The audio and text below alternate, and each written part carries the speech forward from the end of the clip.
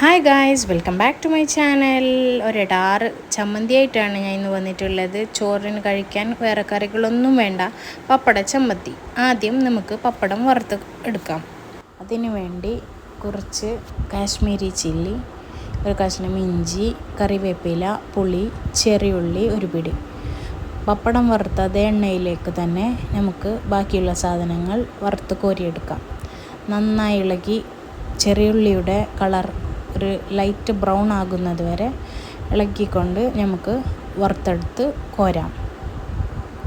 ഇതുപോലെ ഇതിലേക്ക് അരമുറി തേങ്ങ ചിരണ്ടിയെടുത്ത് മിക്സിയുടെ ജാറിൽ ഇട്ട് കൊടുക്കുക. എന്നിട്ട് നേരത്തെ വറുത്ത് കോരി വെച്ച സാധനങ്ങളൊക്കെ ഇതിലേക്ക് ഇട്ട് കൊടുത്ത് ഇതുപോലെ അരച്ചെടുക്കുക. കണ്ടില്ലേ, നന്നായി അരയണമെന്നില്ല, ഇതുപോലെ ചതച്ചെടുക്കുക. ആവശ്യത്തിന് ഉപ്പ് ഇട്ട് നന്നായി കുഴച്ചെടുത്ത് അതിനുശേഷം ഒരു 5-6 പപ്പടം കൂടി അതിലേക്ക് കുഴച്ചെടുക്കുക. എന്നിട്ട് ഉരുളകൾ പോലെയാക്കി നമുക്ക് കഴിക്കാം. ഈ ഒരു ചമ്മന്തി ഉണ്ടെങ്കിൽ ചോറിന് വേറെ ഒരു കറികളും വേണ്ട. ഒരു മസ്റ്റ് ട്രൈ ഐറ്റമാണ്. എല്ലാവരും ഈ റെസിപ്പി ട്രൈ ചെയ്ത് നോക്കുക. ഈ വീഡിയോ ഇഷ്ടപ്പെട്ടെങ്കിൽ ലൈക്ക് ചെയ്യുക, ഷെയർ ചെയ്യുക, കമൻറ്റ് ചെയ്യുക. പിന്നെ സബ്സ്ക്രൈബ് ചെയ്യാൻ മറക്കല്ലേ.